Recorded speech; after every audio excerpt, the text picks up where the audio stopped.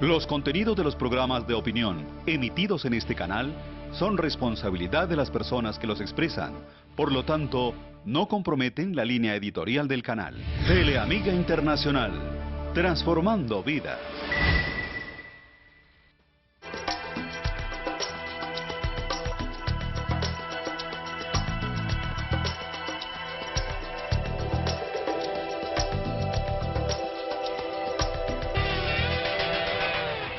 Buenas noches. En Mesa de Opinión procuramos promocionar las actividades importantes, allí donde se generan ideas, donde hay proyectos, donde se piensa sobre los grandes temas nacionales e internacionales. Esta semana se realizó en el Congreso, por parte de Intercenter, que es de Naciones Unidas y que preside Horacio Gómez Aristizábal, un foro muy importante sobre justicia y posconflicto. Se me invitó para ser conferencista en él y vi su importancia. Participaron, entre otros, el Procurador General de la Nación y excelentes profesores y conferencistas. Por eso, mi invitado esta noche es justamente el penalista, el estudioso, el inquieto, pensador Horacio Gómez Aristizábal. Bienvenido a mi programa. Muy amable por la invitación, mi estimado Ricaurte, y siempre he admirado en su quehacer cotidiano ese deseo de ilustrar, formar, orientar y sobre todo lanzar ideas. Al mundo lo mueven las ideas. Todas las revoluciones se han hecho por la fuerza de las ideas. Por ejemplo, el caso del foro. El foro fue muy importante porque el tema de la justicia y el posconflicto son fundamentales, son esenciales. Tratan del tema, por ejemplo, de los derechos políticos, sí o no, a favor de los comandantes de la insurgencia. El tema de la financiación del posconflicto, el tema del desempleo del posconflicto, el tema importantísimo, ¿qué va a pasar con los militares? 3.000 que están procesados en este momento en Colombia respecto a su situación jurídica futura. Son muchos los temas que surgen a raíz del tema del posconflicto y que tienen muy preocupados al país. El foro también fue organizado por el Colegio de Abogados de la Universidad La Gran Colombia. Vamos por partes, mi querido Horacio. Primero, sin justicia no hay paz. Cierto. Hablemos un poquito de eso. Sí, la justicia es fundamental. Yo he dicho en mis libros y repito que un pueblo puede vivir sin vías de comunicación, puede vivir sin escuelas, sin hospitales, vivirá mal pero vivirá. Pero sin justicia no puede vivir porque la justicia tiene que ver con mi integridad física, con mi patrimonio, con mi honor, con mi dignidad, la reputación de mi familia y fuera de eso la supervivencia. Bueno, entonces, es elemental que no basta hacer unos acuerdos de paz,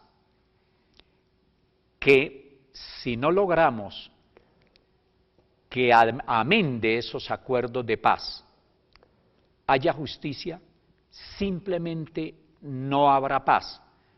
¿Cómo hacer para que en este país haya justicia? Sí, yo he dicho que precisamente es importante los subsidios y las soluciones que se le va a dar a los comandantes y se habla de 8.000 insurgentes y de unos 2.000 o 3.000 niños que están involucrados en ese grupo insurgente. Yo he dicho que uno de los temas fundamentales es la justicia, pero la justicia es muy compleja porque abarca e involucra muchos temas, como es el tema económico, el tema de la seguridad, el tema del posconflicto respecto a situaciones con procesos que tienen muchos comandantes y que tienen muchas personas vinculadas a los grupos de la insurgencia, el tema relacionado con lo que va a pasar con los contrincantes de la insurgencia, que son los militares mismos, que tienen procesos, que están encarcelados, hay más de 1.000, 2.000 encarcelados. Muy bien. Y más de 12.000 procesos contra militares. Bueno, pero muy bien, pero más en concreto. ¿Cómo hacer para que la justicia deje de estar politizada? En concreto, por favor. En primer lugar, se habla de muchos sistemas. Uno, que se provean los cargos de la justicia siguiendo una regla de oro que es maravillosa, diseñada por Diguin, uno de los grandes pensadores y juristas de Francia, que dice que la carrera judicial debe ser estructurada de tal manera que sea muy difícil ingresar al servicio por las exigencias académicas, morales, de rendimiento, de capacidad y de todo orden. Y segundo, que sea fácil salir de la carrera judicial por los extravíos, por la indolencia, por la falta de ética y por la deshonestidad. Eso quiere decir que la construcción de la paz es un proceso ciertamente largo y de corto y mediano y largo plazo, para que no nos hagamos la ilusión que vamos a firmar unos acuerdos e instantáneamente va a llegar la paz. Ellos son la base para la construcción de la paz. Dijéramos que dentro de esos plazos cortos, medianos y de largo plazo, ¿qué hay que hacer esencialmente fuera de eso que ya he mencionado? Pero fuera de eso tenemos la justicia en el campo económico. Lo económico también comprende el sector urbano y el sector rural. Se habla de que uno de los temas también gordos y que no han sido definidos totalmente hasta el momento por parte del gobierno y la guerrilla en La Habana es de cómo se va a manejar los latifundios, los minifundios, la desaparición de muchos campesinos, bueno, pero los desplazamientos. El tema de la justicia agraria, el tema económico agrario es un tema espinoso y muy complejo y muy difícil. Bueno, pues ahí lo que hay es que hacer reforma agraria.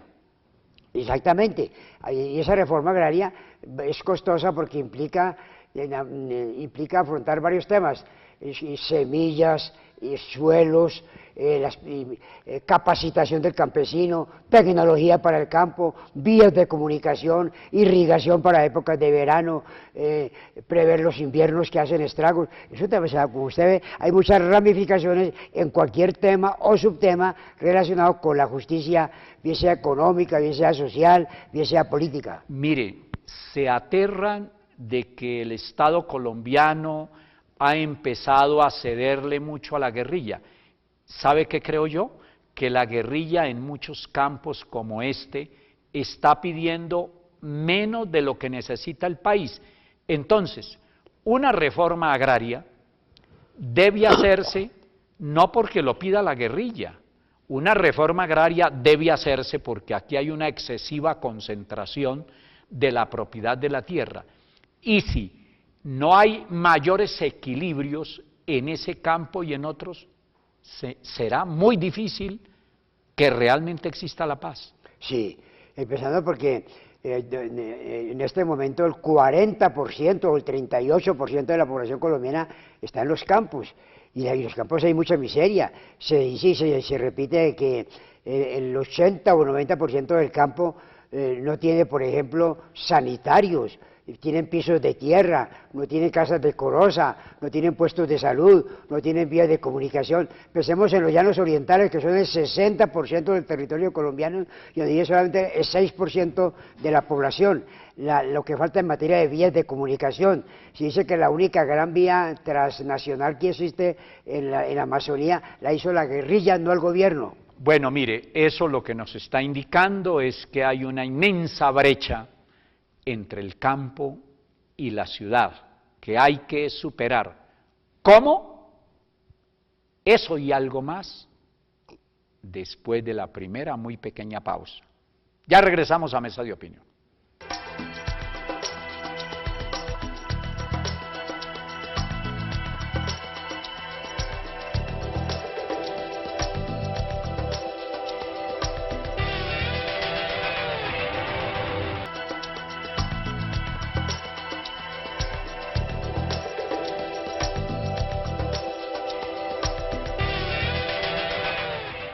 Regresamos a Mesa de Opinión.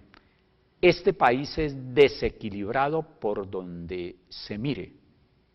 Hay inequidad, por tanto hay irrespeto por derechos humanos fundamentales. Y hay que decirlo con claridad para buscar que cada día haya más equilibrios. Pues bien, hay un inmenso desequilibrio entre el campo y la ciudad. La brecha es inmensa.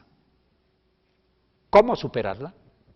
Sí, y lo que usted dice del campo es gravísimo porque se habla que en el campo tenemos más o menos 40.000 hectáreas dedicadas a la economía y de esas 40.000 el 60 o 70% están dedicados a ganados de extensión, es decir, no están dedicados a la agricultura, a la producción de comida, a cosas fundamentales, sino a ganado de engorde, y está, como se le dice el Ricaurte Losada, en manos de unos pocos propietarios latifundistas o terratenientes.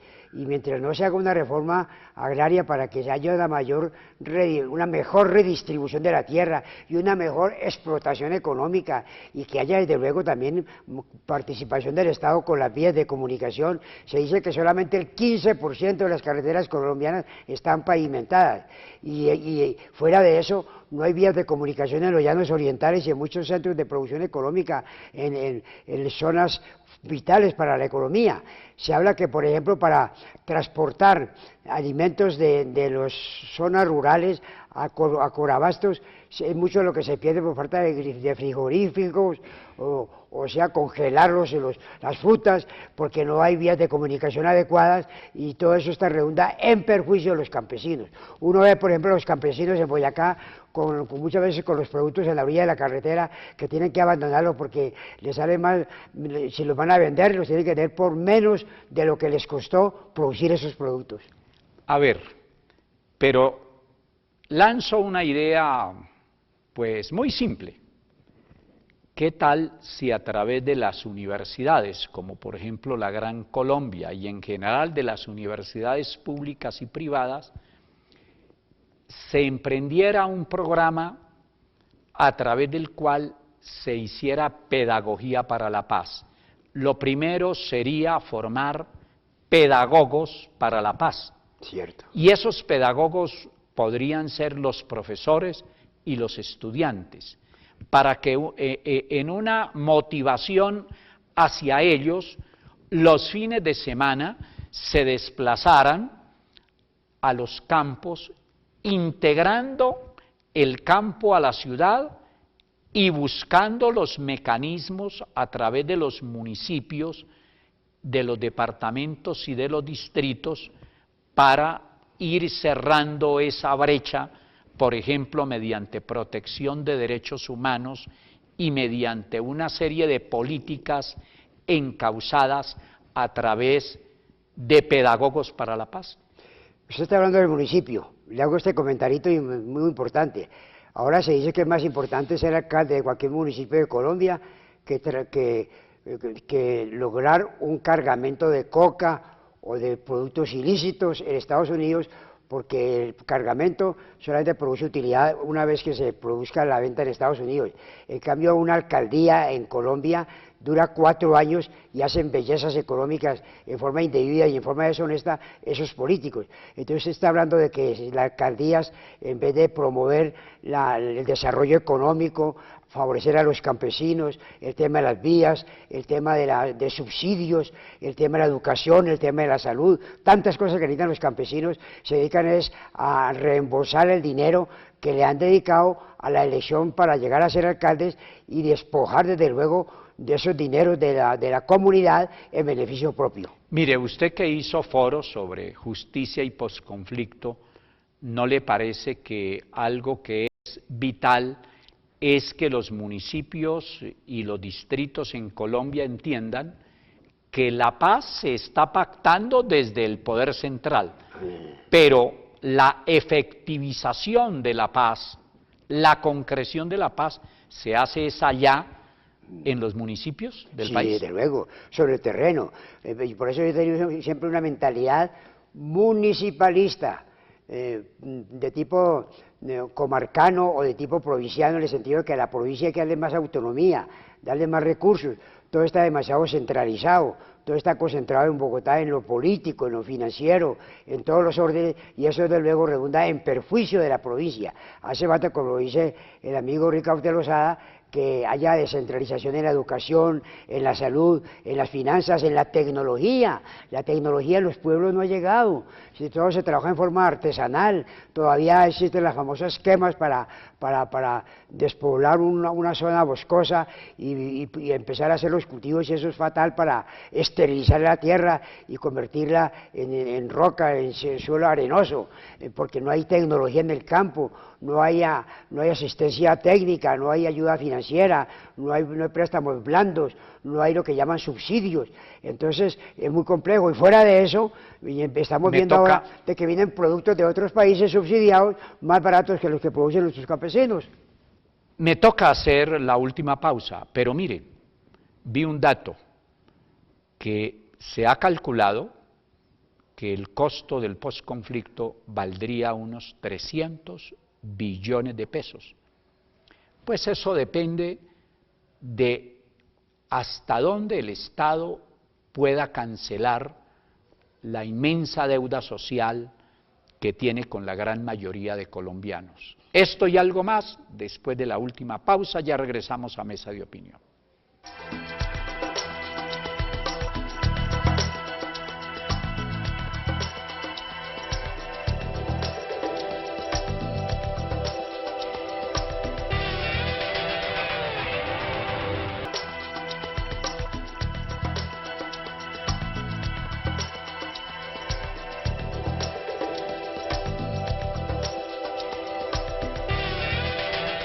Regresamos a Mesa de Opinión. Como decíamos antes de la pausa, se habla de cifras grandes que serían el costo del posconflicto. Fuera de los apoyos internacionales, donde ha habido un gran apoyo, pero en materia económica no va a ser mucha, ese proceso tenemos que cancelarlo los colombianos. Mi querido Horacio, ¿de dónde ve usted que pueda salir la plática para poder asumir los costos del posconflicto? Le hago dos comentarios muy concretos y muy delicados. Primero, por el bajonazo en los precios del petróleo, que es una de las grandes fuentes de ingresos que tiene el Estado, y por la fuga de algunas empresas que han salido del país por muy diversas razones, el gobierno ha tenido que echarle tijeretazos, recortes gravísimos al presupuesto en el sector agrario, al presupuesto en educación, en salud, en la ciencia, en vías de comunicación, en infraestructura. Esa cosa revela la situación dramática que vive en este momento el gobierno colombiano. Y segundo comentario, se empiezan a arbitrar recursos, entre otras cosas, acabando con la exoneración de impuestos a las universidades, a las cooperativas, a las iglesias y a ciertas organizaciones altruistas. Y eso es muy grave, porque si le suben plata, si le van a crear impuestos a las universidades, la del Rosario, la de los Andes, las universidades pudientes y faraónicas podrán pagarlos, pero van a pagar ese impuesto aumentándole los semestres a los padres de familia. Y la universidad intermedia, la universidad de la clase media, las universidades populares van a estar gravemente afectadas con esas alzas en los impuestos o esa creación de impuestos, porque también se lo trasladan a los padres de familia. Entonces una matrícula que vale 3 millones la suben a 4 o 3,5, y ese impuesto lo va a pagar los padres de familia. Y el otro renglón que piensan trabajar para nuevos impuestos es pasar el IVA del 18 al 22%, que lo pagamos todos los colombianos. Como ve, el panorama económico no es muy halagüeño. Bueno, pues justamente por esas y muchas otras razones, la paz es un proceso en el que hay que comprometer a todos o a la gran mayoría de colombianos. Por eso hay que prepararnos para cambiar paradigmas, para entender que este es un país que constitucionalmente se reconoce como diverso, pero que en la práctica no funciona así propiamente. ¿Cómo ve usted que vaya a ser el denominado posconflicto así en síntesis? Le voy a dar un dato escalofriante.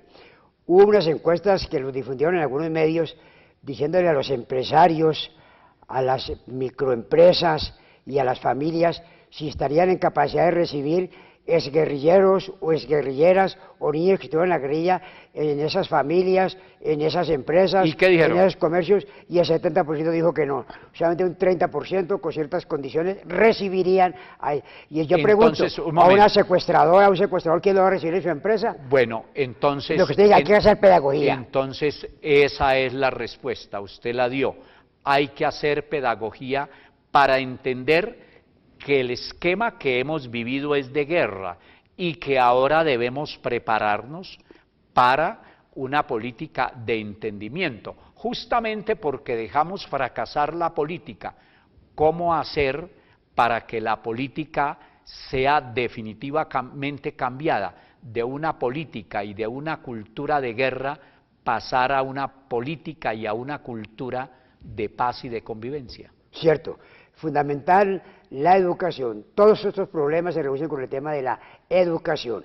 En Colombia, desafortunadamente, la educación, por los intereses creados, se orienta mucho hacia el estatus social, al prestigio, al buen nombre, a cierta jerarquía en la comunidad, pero no se orienta, por ejemplo, al aspecto de la solidaridad, al aspecto de la cooperación, al aspecto de ayudar. A uno le dicen que naces para triunfar, para ser rico, para ser poderoso, pero no para ser solidario, no para cooperar. Yo he dicho en mis libros que los colombianos coexistimos pero no convivimos. Coexistir es estar al lado de un ciudadano en forma indiferente, pero convivir es ayudar y preocuparse e integrarse a los problemas de sus semejantes con un sentido de entrega y de cooperación. Esa insolidaridad hay que erradicarla en esta etapa del posconflicto a base de pedagogía. Esto tiene que ver mucho con el campo económico, y en el campo económico hay un principio que lo tiene la Constitución, pero que muy poco se aplica, el de progresividad, el principio de progresividad, según el cual cada cual debe contribuir de acuerdo con su capacidad. ¿Cómo hacer más realidad ese principio? Felipe González decía esto: la tragedia del mundo consiste en que los ricos saben hacer plata pero no la saben repartir, y los izquierdistas y los comunistas y los inconformes saben repartir la torta de la riqueza pero no la saben hacer. Eso quiere decir pues que la insolidaridad, la falta de colaboración es uno de los grandes cánceres que tenemos en esta sociedad en que vivo, que es una sociedad individualista, de capitalismo salvaje, de antropofagia y de canibalismo. Muy bien, lo felicito por su foro. Muy amable, y fue muy bien comentada su intervención, con muchos temas jurídicos, como destacando de cómo hay grandes falencias en la Constitución y que es indispensable corregirlos mediante una constituyente y no seguir haciendo de la Constitución una colcha de retazos, como lo dijo usted ayer. Bueno, muchas gracias como siempre por permitirnos compartir con ustedes este rato. Nos vemos de hoy en 8 días. Hasta entonces, feliz noche, que descansen.